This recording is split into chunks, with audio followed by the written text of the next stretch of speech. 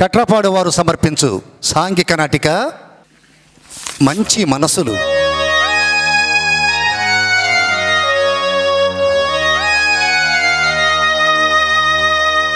రచన దర్శకత్వం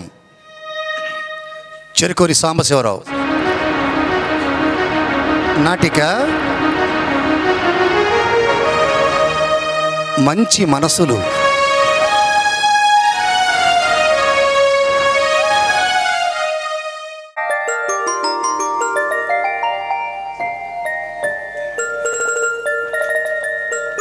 రాజమ్మా, బయటగా టిఫిన్ తీసురా. నాకే 4 చేతులు ఉంది, 2 చేతులు. అంట్లు గడగాలి, టిఫిన్ రెడీ చేయాలి, పిల్లల్ని స్కూల్ పంపించాలి, బట్టలు ఉతకాలి. బట్టలను కానీ గుర్తుకొచ్చింది, మన వాషింగ్ మిషన్ కొంటానన్నావు. ఆ మాట 10 సంవత్సరాలు కాల, మొన్నే చెప్పింది. రేపు కొంటలే పో. అబ్బో, మా ఆయన బంగారం. అది ఇక్కడ కోరికలు తీర్చామనుకో బంగారం అంటారు. లేదనుకో ఇతరకంటే గోంగూరలో పురుగు కంటే హీనంగా. ఏంటి? అదే గోంగూర పచ్చడి చేద్దామని గోంగూర వేస్తున్నాను, అందులో 2-3 పురుగులు కనపడ్డాయి. ఆడవాళ్ళని చూసి మనం నట్టేసుకోవాలండి. నటని కాదు, నేను చెబుతుంది నిజమే. జాములు లేసి గోంగూర పచ్చడి చేద్దాం అనుకొని గోంగూర వేస్తుంటే 2-3 పురుగులు కనపడ్డాయి. నూరేవా అనుకునే కరెంట్ పోయింది. 2-3 కదని వేసేసి నూనె. ఇలాంటి ప్రయోగాలు ఎన్ని చేసి ఉంటారు ఇంతకుముందు కదా. పచ్చడి నూరిన తర్వాత రుచి చూసా, అబ్బా బ్రహ్మాండంగా ఉందనుకోండి. నాన్ వేసి కలిసిందిగా అక్కడ వచ్చి రుచి. ఈ మధ్య టీవీలో వంట కార్యక్రమాలు ఫాలో అయిపోతున్నా. పురుగులు ఏరకుండా గోంగూర పచ్చడి చేసుకొని తింటే ఆరోగ్యానికి మంచిదని ఎవరు మంచి సత్యానికి చెప్పారా? కాదు, తాడిపూడి వెంకటరావు చెప్పాడు. వాడెవడు? మా ఊర్లో పెళ్లిళ్ళకి దినాలకి వంట మాస్టర్ ఉన్నాడా? ఈ మధ్యనే పోయాడు. పాపం. మా ఊరు ఆడవాళ్ళందరూ ఆయన దగ్గర వంట నేర్చుకున్నారు. కట్టపోయారు. మంచి ఐడియా చెప్పారు.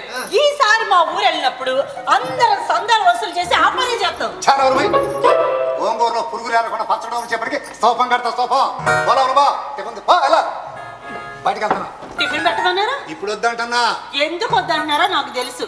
టిఫిన్ లో గోంగూర పచ్చడి వేసి పెడతాననేగా. బాగా క్యాచ్ చేసావు. ఆ పచ్చడిని వేసుకుని తిను, నేను హోటల్కి వెళ్ళి తినొస్తా. వెళ్ళండి. ఆ హోటల్ పెనం మీద నీళ్ళకు బదులు వాడు చెమటంతా తీసేసి దోశ వేసి ఇస్తాడు. అది లొట్టలు వేసుకుంటూ తిని బ్రహ్మాండంగా ఉందంటారు. ఇదిగో నాకు కారపొడి వేసుకుని తీసుకురాపో. కారపొడి తింటే కడుపులో మంట వచ్చింది. చెప్పాడా? కాదు, మంత్రి సత్యనారాయణ చెప్పాడు. ఆయనకే కరకట్ట మీద కూర్చొని ఇట్లాంటి మాత్రం బ్రహ్మాండం చెబుతాడు. ముగ్గుడి బాధలు ఆయనకి ఏం తెలుసు? పో తీసుకురాపో. పిల్లోడు ఫీజు కట్టమన్నాను. కట్టాలే పో. అబ్బో, పోదేగా వచ్చే పండుగకి నాకు 5,000 పెట్టి చీర కొంటానన్నా. పండుగ దాకా ఎందుకు రేపే కొంటాలే పో. అబ్బో మా ఆయన త్రిపుల్ బంగారు. ఉండండి, టిఫిన్ తీసుకొస్తాను. అది వీళ్ళ గొంతమ్మ కోరికలు తీర్చామనుకో బంగారం అంటారు. లేదనుకో ఇలా చేస్తుంటారు. అల్లుడు బాగుంటావా? నువ్వు వచ్చాక ఇంకేం బాగుంటావు? అబ్బో, అల్లుడికి చమత్కారం తగ్గలేదే. సౌర్లు ఈ మధ్య కొద్దిగా లేట్ అయిందే. ఏంటది? అదే నెలకు 2-3 సార్లు వచ్చిపోయాడుగా, కొద్దిగా లేట్ అయితేను. ఏం లేదు అల్లుడు, ఊళ్ళో వ్యవసాయ పనులు మొదలైన కదా, నీళ్లు పెట్టుకుని నాటేసి కొద్దిగా ఆలస్యమైందిలే. 100 ఎకరాలా 500 ఎకరాలా? అంత చేతులు ఎందుకులే, 100 ఎకరాల్లోనే. సర్లే, ఎప్పుడు పోతా? ఎక్కడికి? పైకి కాదు, మీ ఊరు. 4-5 రోజుల్లో. 4-5 రోజులు? 4 రోజులు వద్దాం అనుకున్నాము, కానీ ఊళ్ళో పని ఉంది. వెంటనే పోతాలే. ఆడికి పైకి కాదు, మా ఊరు. మావా, ఈ మాట అంటుంటే శంకరాభరణం సినిమాలో సంగీతంతో హ్యాపీగా ఉంది మావా. అల్లుడు, నేనేదో నెల మీ ఇంట్లో పడిచినట్టు మాట్లాడుతున్నావే. నీకంత బాధగా ఉండవు, నే ఉంటాం ఎందుకు, పోతున్నాలే. మావా, అయినా ఇంటికి వచ్చిన మాకి టిఫిన్ కూడా పెట్టలేదని చెప్పి జనం అనుకోరు. టిఫిన్ చేసిపో. అల్లుడు, నీ మాట కరుగు గాని మనసు ఎన్న పూస కరగబెట్టుకుని నెయ్యమ్మకు డబ్బులు వస్తాయి. అబ్బో, అల్లుడికి జోకులు తగ్గలేదే. కూర్చో కూర్చో, టిఫిన్ తెప్పిస్తా. రాజమ్మా, మీ నాన్న వచ్చి టిఫిన్ తీసుకురా. నేను తర్వాత తింటాలాగానే. ఇదిగో మీ నాన్నకే టిఫిన్ లో ఆ పచ్చడి వేసుకుని తీసుకురా. అల్లు, ఆ పచ్చడి స్పెషల్ చదువుతావు. ఏ పచ్చడి ఉంది ముంబాయి? గోంగూర పచ్చడి మావా. చెప్పలో గోంగూర పచ్చడి బాగుంటాయి. నీకు ఇష్టమే చేపించాను. గోంగూర ఎవరికైనా ఇష్టమే.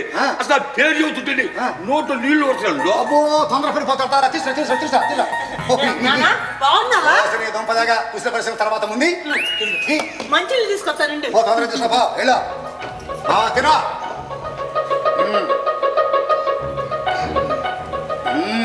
తినువా, పచ్చడి ఉంచుకో. ఎలా ఉంది పచ్చడి?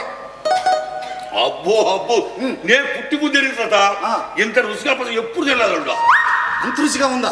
అవునులే, పచ్చళ్ళు అవి కలిసి అందుకు వచ్చినట్టు రుచి. అడుగా మా అమ్మాయి పచ్చళ్ళు ఏం కలిపింది అది టిఫిన్ చేసేటప్పుడు ఎందుకులే మామ ఇట్లాంటి మాటలు నువ్వు తిని చూతా. అల్లుడు నువ్వు చెప్పబోదు నా మనసు బాధపడింది చెప్పు. తప్పదా? తప్పదా? తప్పదు. పురుగులు గోంగూరలో ఉండే పచ్చ పక్కలు అవి వేసి నోరింది రుచిగా నీ కూతురు దాని పొంద అమ్మాయి అమ్మాయి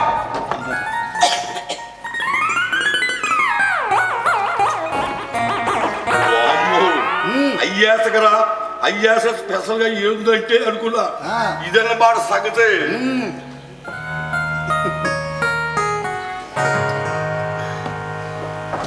అయినా పురుగులు ఎవరో పచ్చ ఎవరో చెప్పారు నీకో తాడిపూడి ఎంగరావాడంట చిక్కలోడా మేమటి దిక్కులేక వంటలు చేసుకుంటాం వాడే నేర్చుకుంటా వాడికి స్తూపం కట్టిందంట నీ కూతురు కట్టించింది ఇదిగో మన ఇద్దరు అనుకున్నాయని మన అంత చెప్పాలా మామ ఒక్క రోజుకే అయిపోయావంటే ఇన్ని సంవత్సరాలు ఎలా భరించాలి కదా నీ కూతుర్ని ఏదో ఒక రోజు కరెంట్ పోయిందని అట్లా జరిగింది రోజు జరిగిద్దా అయినా గీతలు తినే గడ్డిని రసం చేసుకొని తాగితే ఆరోగ్యానికి మంచిదని టీవీలో చూపించట్లా చూడమ్మా నువ్వు చెప్పే రసాల వల్ల మహా అయితే 5 సంవత్సరాలు ఎక్కువ బతుకుతానేమో. ఎన్నాళ్ళు బతికేవాళ్ళు కాదు ముఖ్యం, బతికినంతగా ఎట్టా బతికేవాళ్ళు ముఖ్యం. నువ్వు చెప్పే రసాల వల్ల మనిషి పేలం పోకుండా ఆగిపోదుగా, పుట్టినోడు ప్రతి ఒక్కరు చచ్చిపోవాల్సిందేగా.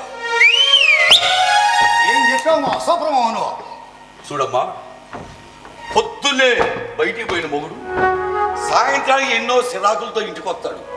ఆ వచ్చేవాడికి కాలు గడుకుండా నీళ్ళు ఇచ్చి, తర్వాత తాగడానికి మంచినీళ్ళు ఇచ్చి, కొద్ది కాఫీ ఇచ్చి, 7 ఏళ్ళకి స్నానాలు పెట్టి నీళ్ళు పెట్టి, ఆ తర్వాత ఉన్నదాంట్లో తృప్తిగా ఉండి పెడితే బయటపడ్డ కట్టలంతా మరిచిపోయి మురిసిపోతాడమ్మా. అంతేగాని పురుగులు ఏడకుండా పచ్చ నూనె పెడితే ఇలాంటి మాకు రోజు ఉండేలే. అయినా ఇలాంటి లేకపోతే అసలు సంసారంలో మజా ఏమంటుందా? చూడు బావా, ఈ ప్రపంచంలో ఎంతో మంది ఆడాలని చూశా, మొగుడును పీకుతనే భార్యను చూశా. కానీ నేను పెట్టింది తిని తెచ్చింది కట్టుకుని నా కొడుకు, నా మొగుడు, నా ఇల్లు అనుకునే భార్యని నీ కూతురును మాత్రమే చూశా. మామ నాకు కట్టాలు కానుకలు ఇవ్వలేకపోయినా ఈ గొప్ప ఆస్తిని నాకు ఇచ్చావు. నా బొందులో ప్రాణం ఉన్నంత వరకు ఈ ఆస్తిని నా గుండెల్లో పెట్టుకుని ఆరాధిస్తాను మామా. నాకు పెళ్ళైన కొత్తలో సరిగ్గా వంట చేయటం రాదు. నేను వండిన కూరలు బాగోకపోయినా తిని బ్రహ్మాండంగా ఉన్నాయని మెచ్చుకున్న మంచి మనిషి నాన్న. నా కూతురికి డబ్బున్నవాడు కావాలి, పొలం ఉన్నవాడు కావాలని ఎన్నెన్నో సంబంధాలు తీసుకొచ్చావు. ఆ కొండ మీద ఉన్న కనకదుర్గమ్మ తల్లి నాకు బంగారం లాంటి మొగుడినిచ్చి, ఇంతకంటే నాకేం కావాలి నాన్న? మీ ఇద్దరు సంతోషంగా ఉన్నారు, ఇంకా నాకేం కావాలి? సరే వెళ్ళొస్తున్నాడు. మామ కాసేపు భోజనం చేశాడు. ఎన్ని పెట్టుకుని కుదిరిపోయిన పోత 2 బత్తాలు ఈయన వేసుకుపోవాలా కొత్త. అలాగే అల్లు కూతురు తెచ్చుకున్నా కదా, దాని కాపురం ఎట్టాగా ఉందోనని మనసులో ఎక్కడో చిన్న భయం. ఆ భయంతో అప్పుడప్పుడు వచ్చిపోతూ ఉంటాను. ఇట్టా రావడానికి ఇంకో కారణం కూడా ఉంది. మా ఊళ్ళో వ్యవసాయ పనులు మొదలుగా కానీ నువ్వు మా ఊరు వచ్చి ఇత్తనాలకి, ఎరువులకి, పురుగు మందులకి 20,000 నా చేతులు పెట్టి అవి వాడుకో మావా, సాలకపోతే మళ్ళీ పంపిస్తానని చెప్పి నీ పెళ్ళయిన దగ్గర నుంచి ఇప్పుడు నాకు ఇచ్చుకుంటూ వస్తున్నాను. నా ఆలనా పాలనా సొంతగా కడుపుడు పుట్టిన కొడుకు కూడా ఇంత ఆదరించడేమో. దేవుడిచ్చిన కొడుకు లాంటి ఈ అల్లు సోద్దామనుతున్నాను కానీ నువ్వు పెట్టే తెప్పల్లో పువ్వులు పెట్టాలి.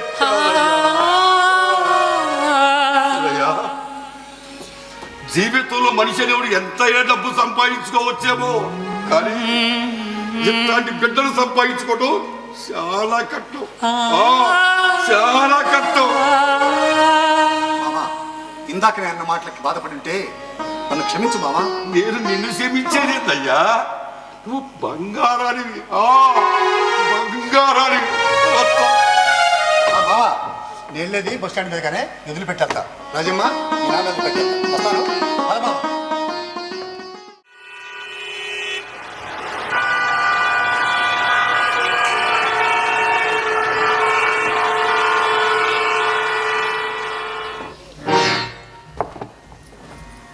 హలో మేడం, నన్ను గుర్తుపెట్టారా? నేనండి. మీరెవరో నాకు తెలియదు. సినిమాలో డబుల్ యాక్షన్ ఉంటుంది కానీ బయట కూడా ఉంటుందా? ఏముంటుందా మనకేం తెలుసు? ఏమండి, నేను క్లాస్మేట్ కిరణ్ అండి, 10th క్లాస్లో లవ్ లెటర్స్ అది. మన వర్షం వచ్చినప్పుడు కిటికీలో చేతుల్లో పెట్టి ఆడుకున్నాడు, గుర్తొచ్చిందా? నాకేమి గుర్తు రాలేదండి. నన్ను విసిగించుకోండి, మీరు వెళ్ళండి. గుర్తురాలేదా? మీ పేరు జానకే కదా? కాదు. కాదా? అలాగే ఉంది. కాకపోతే ఒకటే తేడా అండి, అప్పుడు ఇలా ఉండేవాళ్ళు, ఇప్పుడు ఇలా తయారయ్యారు. చూడండి, తెలిసిన మనిషి కనపడినప్పుడు మాట్లాడకపోతే వాడు ఉగ్రవాదితో సమానం. అయినా పిలుపులు మారిపోలేండి, డబ్బులుంటే పిలుపులు, లేకపోతే ఏసడింపులు. అవును, ఏంటి ఇక్కడ నిలబడ్డారు? బస్ కోసమా? మీకు చెప్పాలా? కాదండి, ఇవాళ బస్సు స్ట్రైక్. మా కారులో దిగబెడతాను, నేను ఎక్కడ పోవాలి? అవసరం లేదండి, బస్సు ఎప్పుడు వస్తే నేను అప్పుడే వెళ్తాను. నన్ను విసిగించుకుంటా వెళ్ళండి. ఏమండి, నా ముఖంలో కిడ్నాప్ చేసే లక్షణాలు కనపడుతున్నాయా? అంటే ప్రతిదానికి పొల్ల విరుపుగా సమాధానం చెబుతుంటాను. సరే, నేను చెప్పాల్సింది చెప్పా, తర్వాత మీ ఇష్టం వెళ్ళొస్తాను. Kiran, I'm sorry. నువ్వు తెలిసినా తెలీదు అన్నట్టు మాట్లాడాను. అది నా పరిస్థితి. మీరు చూడగానే ఏదో సమస్యలో ఉన్న అర్థమైంది. ఏంటి సమస్య? కార్లో ఇంటికి వెళ్తూ మాట్లాడుతున్నావా? ఓకే, కమాన్.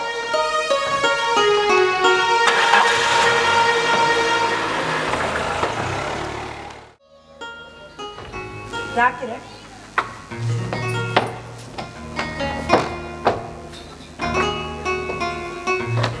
కూర్చో, మచ్చలు తీసుకొస్తా.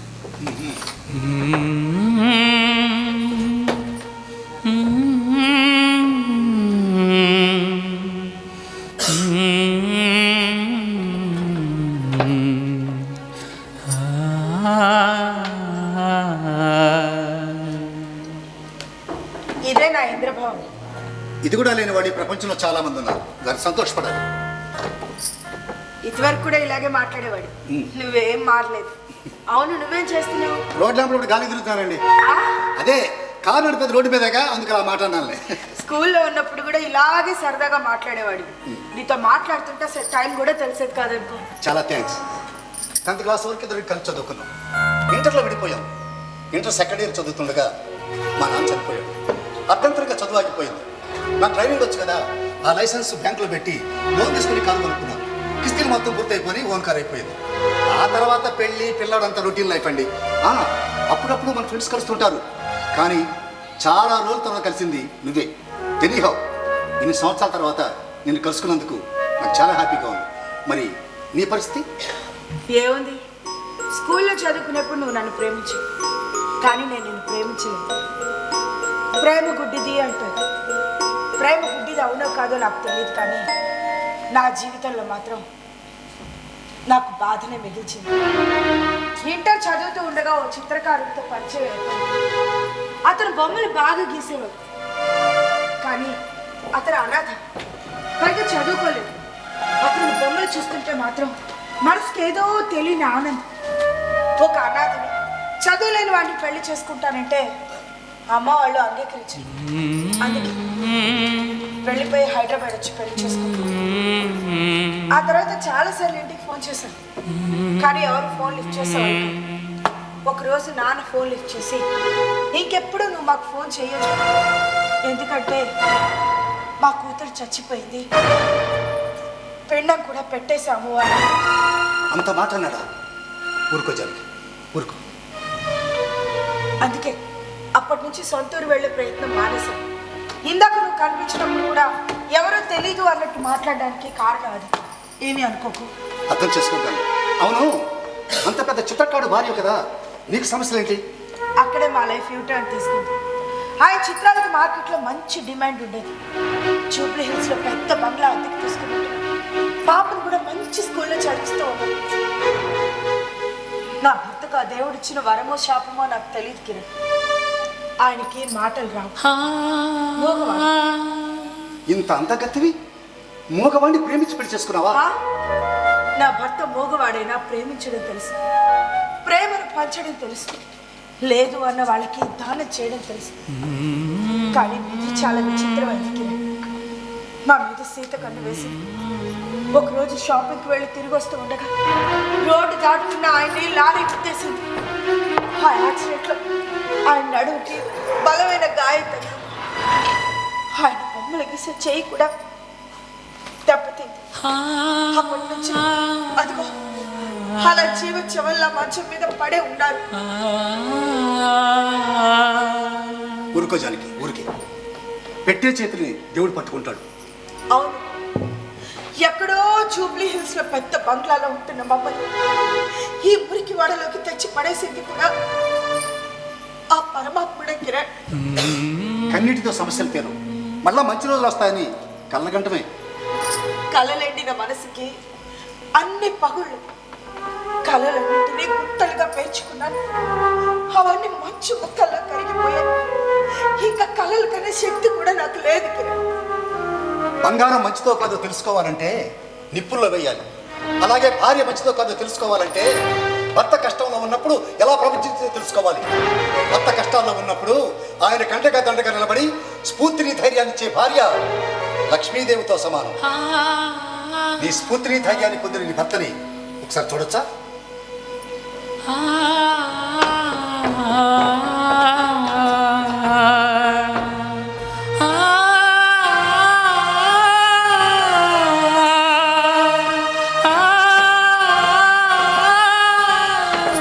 చాలా ధైర్యంగా ఉంది పరిస్థితి. అవును, ట్రీట్మెంట్ పిచ్చలేదా? చిన్న సూపర్ మార్కెట్లో పనిచేస్తున్నాను. ఆ వచ్చే జీతం ఇంటి అద్దెకి, ఇంటి అవసరాలకే సరిపోతుంది. పాపని కూడా గవర్నమెంట్ స్కూల్లోనే చదివిస్తున్నాను. ఎవరైనా డబ్బులు మిగిలితే మందులు తెచ్చి వాడుతూ ఉంటాను. అయినా ట్రీట్మెంట్ చేస్తే ఆయనకి తగ్గుతుంది అని డాక్టర్స్ చెప్పారు. కానీ దానికి 10 లక్షల వరకు ఖర్చు అవుతుంది. ఆరోగ్యశ్రీ కార్డు లేదా? ఆధార్ కార్డు తప్ప ఏ కార్డు లేదు దానికి. తెలిసిన వాళ్ళందరినీ అడిగి చూశాను, ఎవరు చోటు పెట్టలేదు. దీనికంటే ముందు ఓ బట్టల కొట్లో పనిచేసేదాన్ని. ఆ ఓనర్ని సహాయం అడిగాను. కానీ అతను 1 సంవత్సరం పాటు అతనితో ఉండి తన కోరిక తీరిస్తే 25 లక్షలు ఇస్తాను అన్నాడు. అవసరం కోసం అమ్ముడు పోవడం ఇష్టం లేక ఆ ఉద్యోగానికి రాజీనామా చేశాను. ఆ తర్వాత చచ్చిపోదాం అనుకున్నాను. కానీ నన్నే నమ్ముకున్న నా భర్తని, నా బిడ్డని అనాథలు చేయడం ఇష్టం లేక ఆ ఆలోచన విరమించుకున్నాను. కానీ నాది ఒక్కటే కోరిక, ఎప్పటికైనా ఆయన మళ్ళీ మామూలు మనిషిని చేయాలి. ఈ ప్రపంచానికి ఆయన టాలెంట్ని పరిచయం చేయాలి. ఈ ప్రయాణంలో ఆ భగవంతుడు నాకు తోడుగా నిలబడి గెలిపిస్తాడు, ఓడిస్తాడు, నాకే తెలియదు. సృష్టికి మూలం ప్రేమ. ఆ ప్రేమను గెలిపించడానికి ప్రయత్నిస్తున్నావు. ప్రయత్నించు. ప్రయత్నిస్తే పోయేదేమీ లేదు. గెలిచేదాకా ప్రయత్నించు. ఓటమి పారిపోయేదాకా ప్రయత్నించు. తప్పకుండా గెలుస్తావు జానకి, తప్పకుండా గెలుస్తావు. వస్తాను. ఆ జానకి, ఒక్క నిమిషం.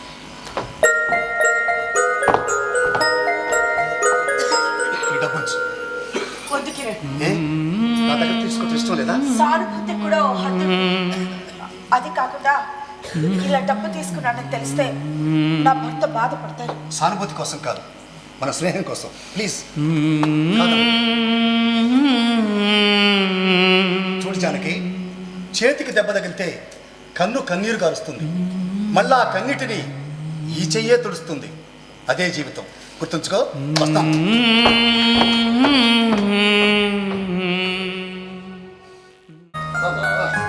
సరే సరే సరే సరే, నేను చూసుకుంటాను.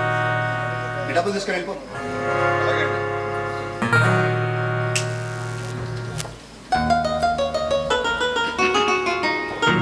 ఒక బియ్యం బస్తా, పాపకి బట్టలు, మీ ఆయనకి మందులు, నీకు ఒక కుట్టు మిషన్ జానకి. ఏంటి కిరణ్ ఇదంతా? అవును, నీకు టైలరింగ్ వచ్చావు కదా, ఖాళీ టైంలో జాకెట్లు కుట్టుకుంటే డబ్బులు వస్తాయని చెప్పి. అయితే మాత్రం నీదేమన్నా జమీందార్ ఫ్యామిలీనా? కారు నడుపుకుంటే కానీ పాపని, ఇంట్లో పిల్లల్ని, నీ భార్యని పోషించుకోలేవు. ఇప్పుడు ఇవన్నీ అవసరమా అని.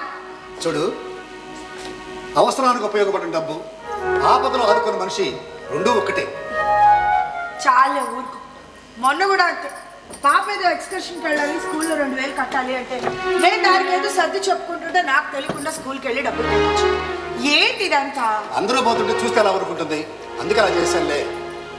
ఏంటో కిరణ్, మనిషి మనిషిగా బ్రతకడం మర్చిపోతున్న ఈ రోజుల్లో మన మధ్య ఉన్న స్నేహం కోసం నువ్వు నా కుటుంబాన్ని నిలబెట్టడానికి పడే తాపత్రయాన్ని చూస్తుంటే 2 చేతులు ఎత్తి దండం పెట్టాలి అనిపిస్తుంది. భయపెట్టే శత్రువులు 100 మంది ఉన్నా సరే ధైర్యాన్ని ఇచ్చే నీలాంటి మిత్రుడు ఒక్కడుంటే చాలు ఈ జీవితాన్ని గెలవచ్చు అనిపిస్తుంది. చూడు జానకి, మనిషికి మానవత్వం ఉండాలి కానీ మనీతత్వం ఉండకూడదు. ఏంటో ఒక్కొక్కసారి పెద్ద పెద్ద డాక్టరేట్లు తీసుకున్న వాళ్ళు ఫిలాసఫర్లు ఋషులు మాట్లాడినట్టు మాట్లాడతాం. నాతో పాటు చదువుకున్న కిరణేనా ఈ కిరణ్ అనిపిస్తుంది. హలో, అవునండి, అలాగా, ఓకే ఓకే, ఇప్పుడే వస్తాను. ఉంటాను. జానకి, నాకు అర్జెంట్ పని ఉంది, నేను వెళ్ళొస్తాను. అలాగే. బాయ్.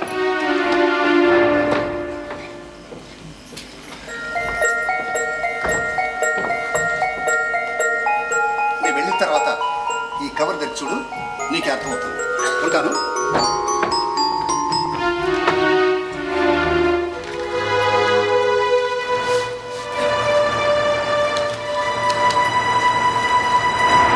₹10,00,000.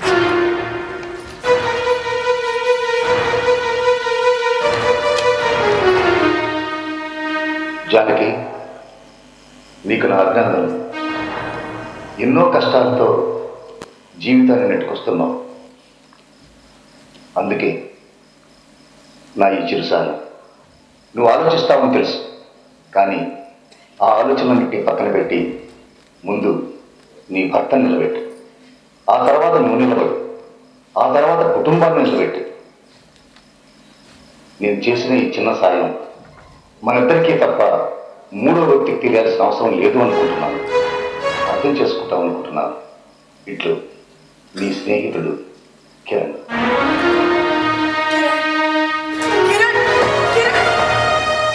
అడగనిదే అమ్మైనా అన్నము పెట్టదు, అడగనిదే దేవుడైనా వరమీయడు, అడగకుండనే సాయం అందించిన ఇతగాడు ఎవరు? దేవుడా, అమ్మయ్యా కాదు, ఇతగాడు నా స్నేహితుడు. స్నేహమా,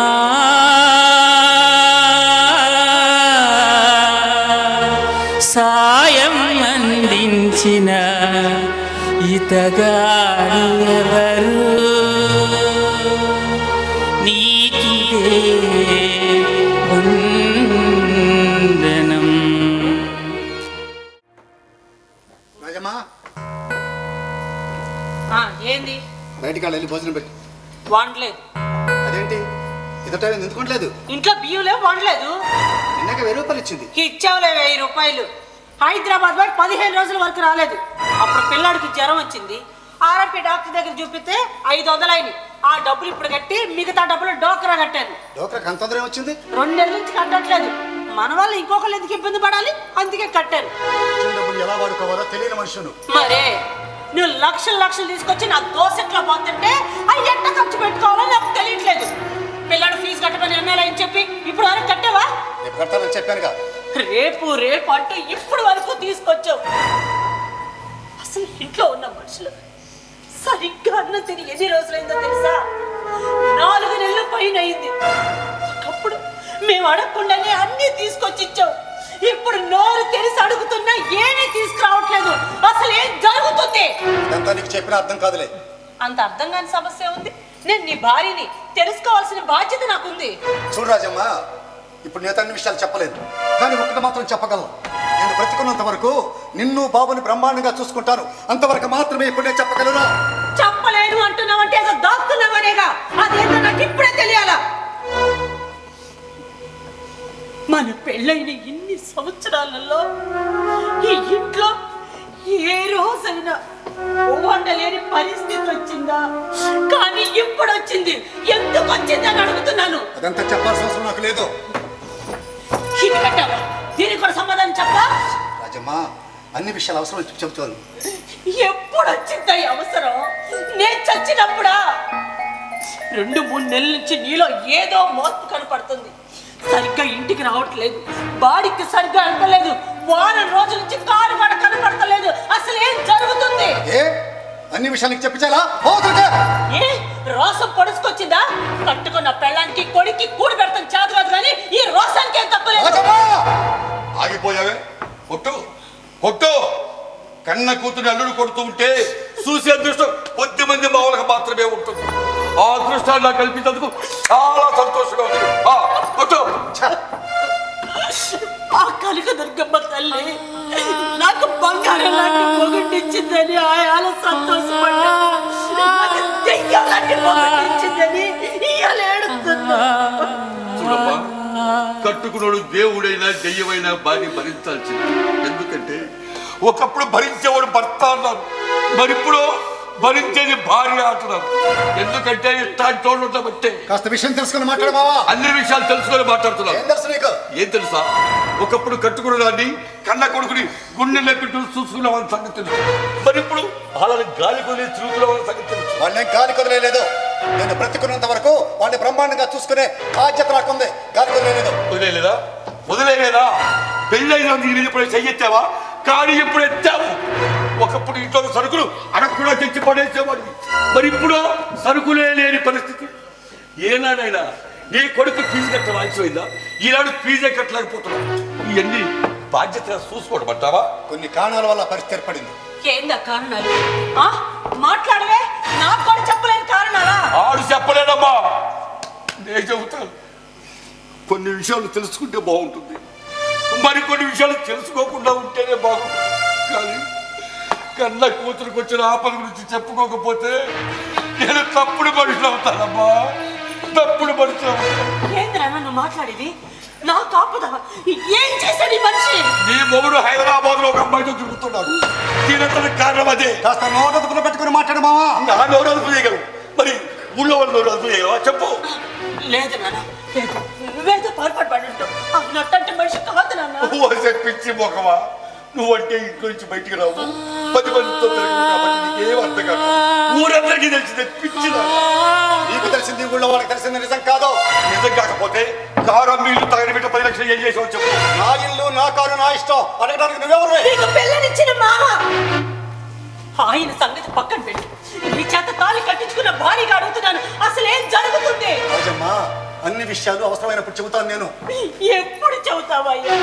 ఇక్కడ మొత్తం మునిగిపోయింది, ఏమని చెబుతావు? రాజమ్మా, వాళ్ళు చెప్పేదంత అబద్ధం. ఆ అమ్మాయికి నాకు ఏ విధమైన సంబంధం లేదు. మాట్లాడద్దు. మన పెళ్ళైన ఎన్ని సంవత్సరాలలో నాకు ఇది కావాలయ్యా అని నోరు తెరిసి నేను ఏ రోజు అడగలేదు. నీకు నచ్చినట్టు మెచ్చినట్టు నడుచుకున్నా. నా మొగుడు బంగారం, నా మొగుడు బంగారం అని ఇల్లు తిరిగి చెప్పుకున్నాను. కానీ ఇప్పుడు చూస్తున్నా నువ్వు బంగారానివి కాదు, 70 రూపాయలు. 70 రూపాయలు. నువ్వే సర్వస్వం నమ్మిన పిచ్చిదాన్ని అన్యాయం చేసావు.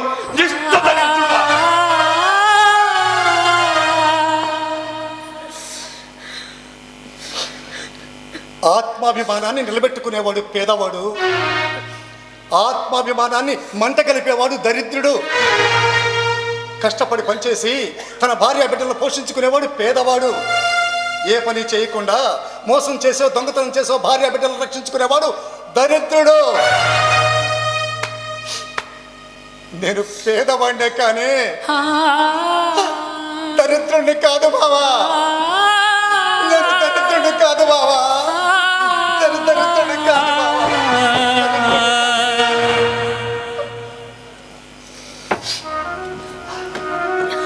రాజమ్మ, మీ నాన్న నమ్మకపోయినా, ఈ ఊరు మొత్తం నమ్మకపోయినా, నువ్వొక్కదానివి నమ్మితే నాకదే చాలు.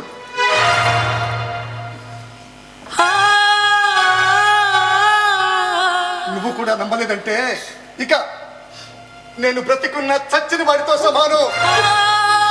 చచ్చిన వాడితో సమానం. చచ్చిన వాడితో సమానం.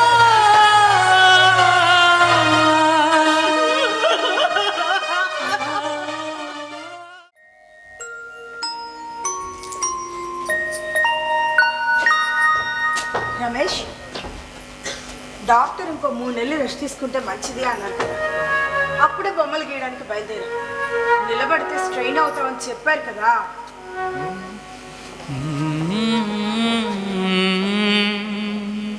కూర్చుని బొమ్మలు గీస్తాను అంటే అది కూడా స్ట్రెయిన్ అవడమే కదా.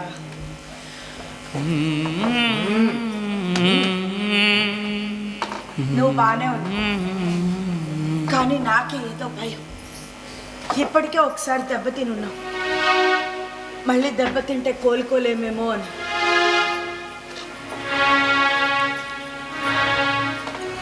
అవును, ఆ దేవుడి దయ ఉండబట్టి,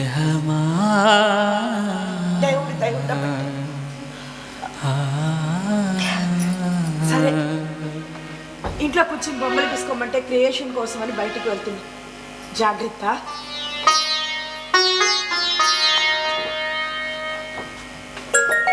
పాప స్కూల్కి వెళ్ళింది. నాకు ఇవాళ ఆఫ్ కదా. మధ్యాహ్నం మందులు వేసుకోవడం మర్చిపోకు.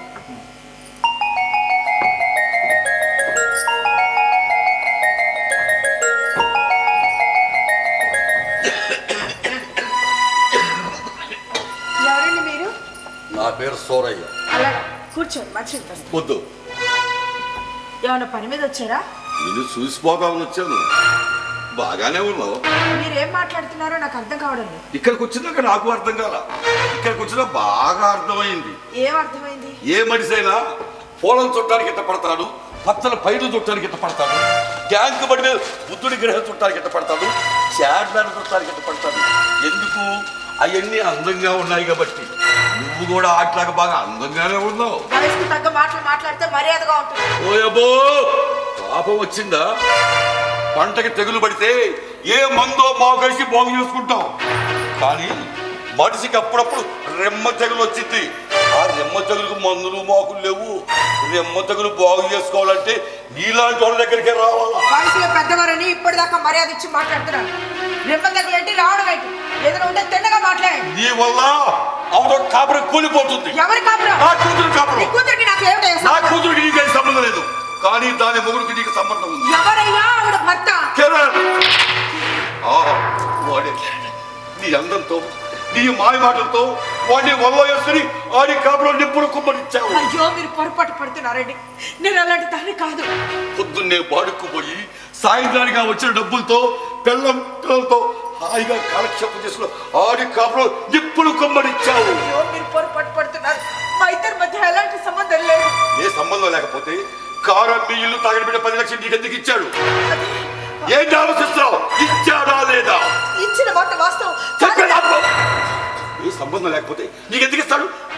ఇచ్చిన మాట వాస్తవమేనండి, కానీ మీరు అనుకుంటున్నట్టు మా ఇద్దరి మధ్య ఎలాంటి సంబంధం లేదు.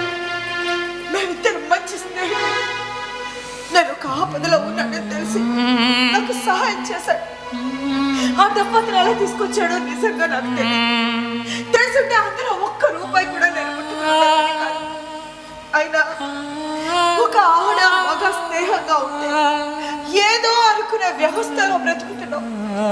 ఇది ఈనాటిది కాదు, అనాదిగా ఆడను అనుభవిస్తున్న చిత్రవద.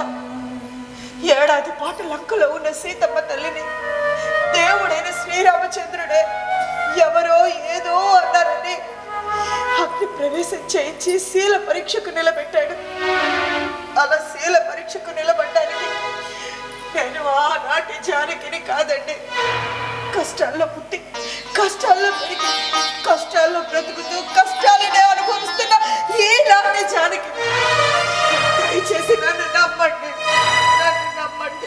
నేను నమ్మితే ఎంత, నమ్మకపోతే డబ్బు పోయింది, పరువు పోయింది, అయినా బాధ లేదు. అవతల మనిషే గల్లంతయ్యాడు.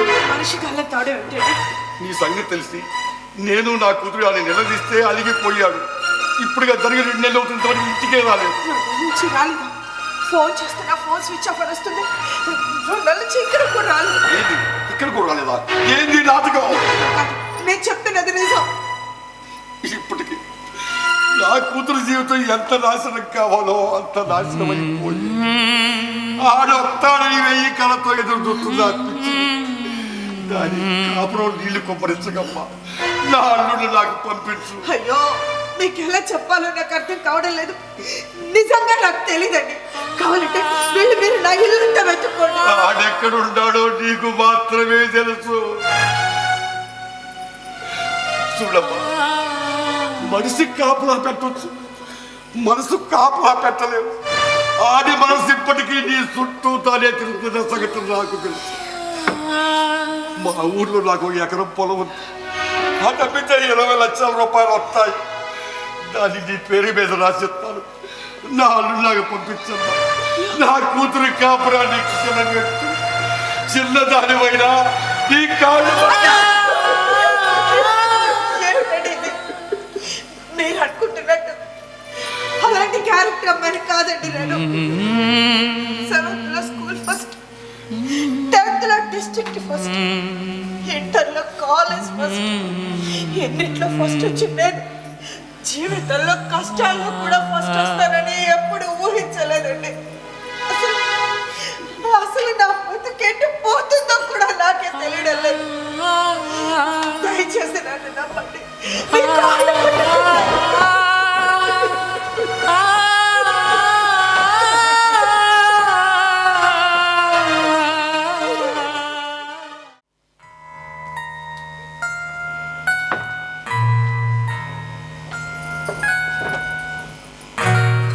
ఎవరు? నా పేరు జానకి అండి. ఏ జానకి? అదే హైదరాబాద్. ఓహో, నువ్వేనా నా మొగుడిని వల్ల వేసుకుంది? కాస్త నేను చెప్పేది వినండి. ఇక్కడ మొత్తం మురిగిపోయిన తర్వాత నువ్వు చెప్పేదేంది, నేను ఈనేదేంది? ఇలా జరుగుతుందని నేను అస్సలు ఊహించలేదు. పెళ్ళైన మగాన్ని నీ చుట్టూ తిప్పుకుంటే ఇలానే జరిగింది.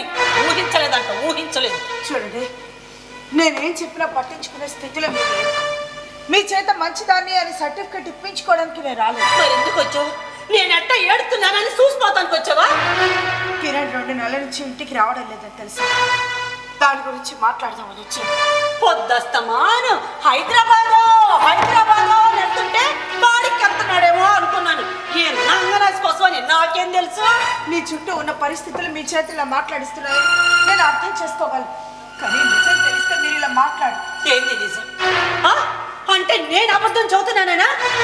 ఆయన నీ ఇంటికి రావటం అబద్ధమా? ఆయన నీకు డబ్బిచ్చింది అబద్ధమా? ఆయన నిన్ను ప్రేమించింది అబద్ధమా? ఆయన నువ్వు దాచిపెట్టింది అబద్ధమా? నీ భర్త నేను దాచిపెట్టడం ఏంటి? నువ్వు దాచిపెట్టకపోతే ఇంకెవరు దాచిపెడతారు? మీ ఇద్దరు ప్రేమించుకున్నట్టయితే అప్పుడే పెళ్లి చేసుకోవాల్సింది. మధ్యలో నా కొంచెంత కోసాడు. కుటుంబానికి శనిలా దాపురించావు. నా జీవితాన్ని పాతాళానికి తొక్కేశావు. చూడండి, నేనేం చెప్పినా మీరు ఇప్పుడు వినిపించుకోరు. కిరణ్ 2 నెలల నుంచి నా దగ్గరికి కూడా రాలేదు. ఆ విషయం చెప్దామని ఇక్కడ దాకా వచ్చాను. రావట్లేదంటే ఆయన ఎక్కడికి వెళ్ళాడు? అసలు ఉన్నాడా? నా మొక్కని నువ్వే చంపేశావు. నా మొక్కని నువ్వే చంపేశావు. పిచ్చిగా మాట్లాడుకో. పిచ్చి పిచ్చిగా మాట్లాడుకో. నీ భర్త నేను చంపడం ఏంటి? కిరణ్ నీకు తాళి కట్టిన భర్త మాత్రమే. కానీ నాకు నాకు నా కుటుంబాన్ని నిలబెట్టిన దేవుడు. స్నేహమా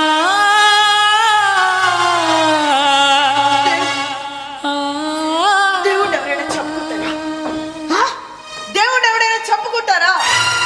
కిరణ్ నన్ను ప్రేమించిన మాట వాస్తవం. కానీ నేను కిరణ్ ప్రేమించలేదు. ఆ విషయం నేను కిరణ్కే చెప్పాను.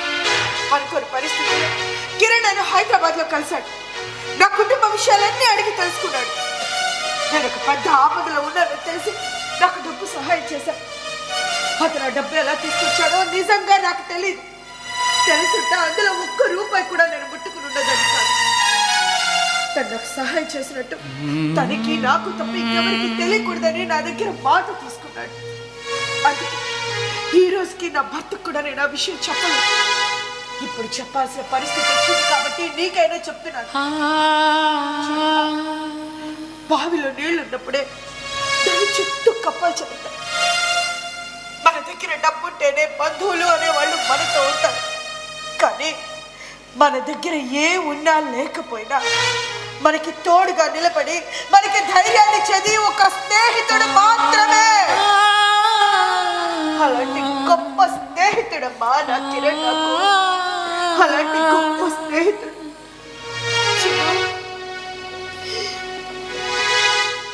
సాయం అందించిన చేతిని పక్కలోకి లాక్కునేంత దౌర్భాగ్యురాల్ని కానమ్మా.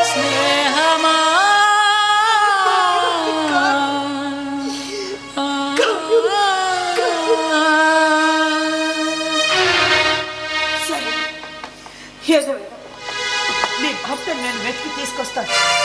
అది నా బాధ్యత. ఎక్కడున్నా తీసుకొచ్చి నీ భర్త నీకు అప్పచెప్తాను.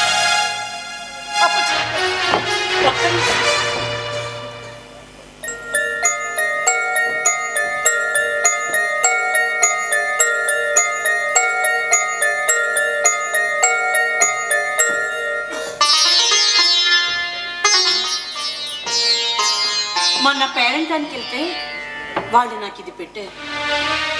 ఇంటికి వచ్చిన తోబుట్టుని ఒట్టి చేతులతో పంపించటం మన సంప్రదాయం.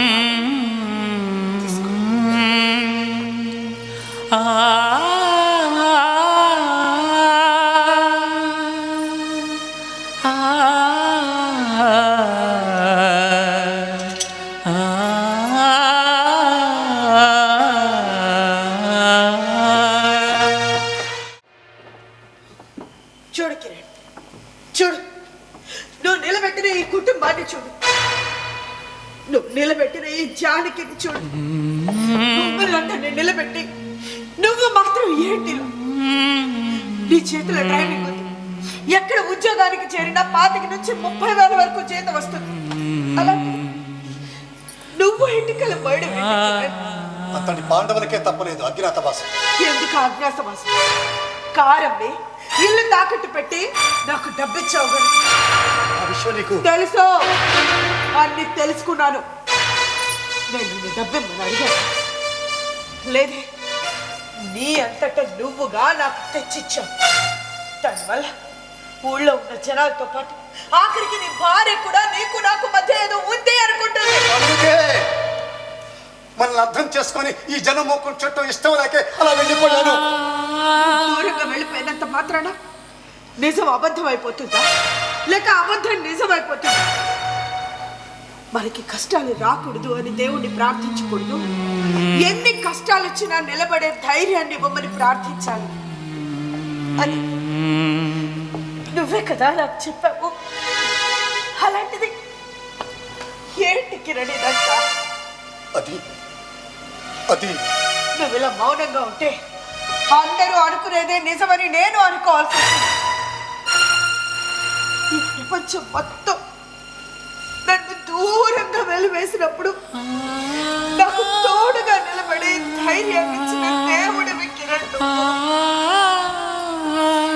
అలాంటి దేవుడికి మలిన వంటితే తట్టుకునే శక్తి నా దగ్గర లేదు.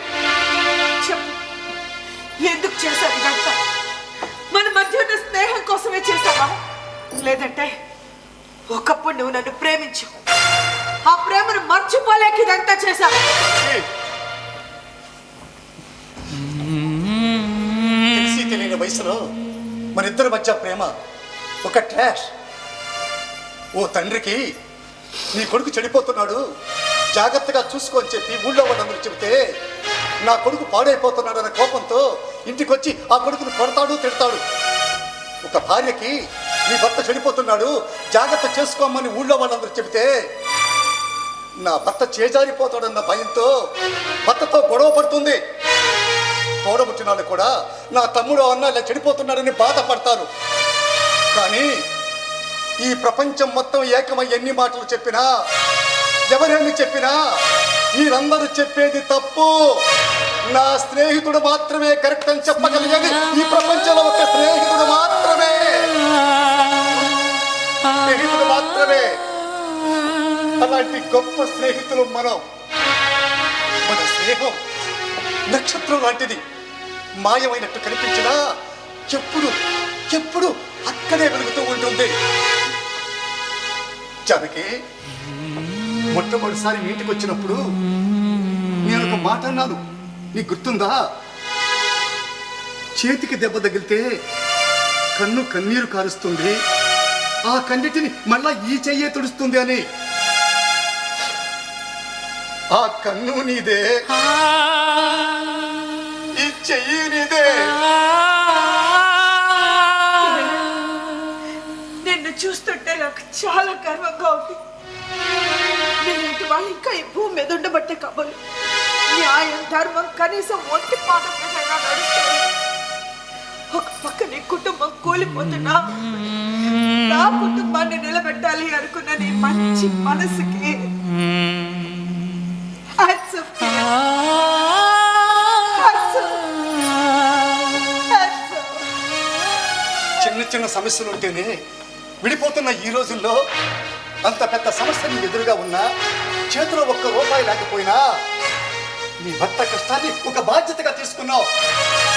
నీలాంటి భార్య దొరకటం నిజంగా నీ భర్త చేసుకున్న అదృష్టం. ఇవాళ ప్రపంచం మొత్తం నోరు లేని జంతువుల్ని పెంచుకోవడం కోసం ఆరాట పడుతున్నారు, తెగ ఉపలాట పడిపోతున్నారు. కానీ నోరున్న మనిషిని ఆదరించడం కోసం వెనకడుగు వేస్తున్నారు. కానీ నువ్వు నోరు లేని మనిషిని ప్రేమించి పెళ్లి చేసుకుని ఆదరించి అక్కున చేర్చుకున్న నీ మంచి మనసుకు hats off.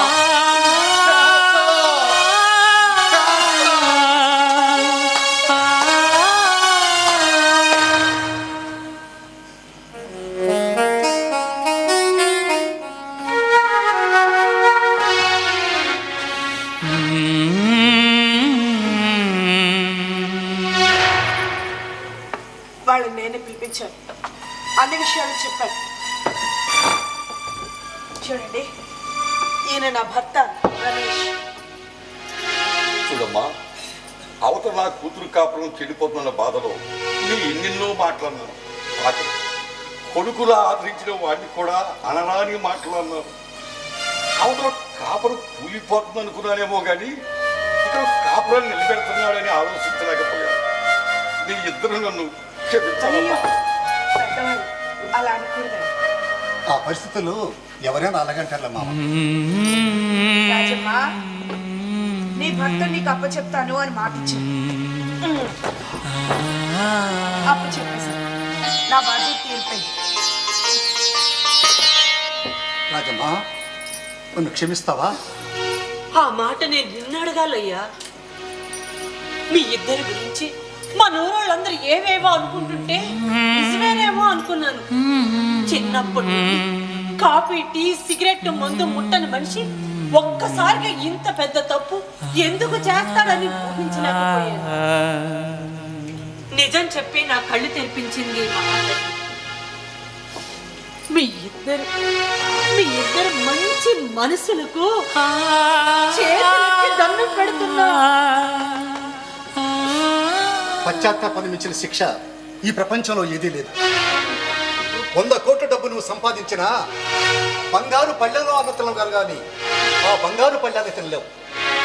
సంపాదించిన డబ్బులో ఒక వ్యక్తికి నువ్వు సాయం చేయగలిగితే ఆ సాయం పొందిన వ్యక్తి చూసే చూపు 100 కోట్లు సంపాదించడానికి నువ్వు పడిన కష్టం మొత్తం కృతజ్ఞతతో చూసే చూపుకి కొట్టుకుపోతుంది. మనం ఎంత డబ్బు సంపాదించినా మనం చనిపోయినప్పుడు 1 రూపాయి కూడా మన వెంట తిరిగి రాదు. మన వెంట వచ్చేది కేవలం ఈ భూమి మీద నువ్వు చేసిన సాయమే. చనిపోయినా ఈ భూమి మీద 10 కాలాల పాటు బ్రతికేటట్టు చేస్తుంది నువ్వు చేసిన సాయం. అందుకే కష్టాల్లో ఉన్న వాళ్ళని వదిలేయకుండా ఒకరి కష్టాలు ఒకరు పంచుకొని ఒకరికొకరు సాయం చేసుకోగలిగితే అందరూ బాగుంటారు. ఆ అందరిలో మనం ఉంటాం. అలాంటి మంచి మనసుల్ని ఆ భగవంతుడు మనందరికీ ప్రసాదించాలని కోరుకుంటూ స్నేహమా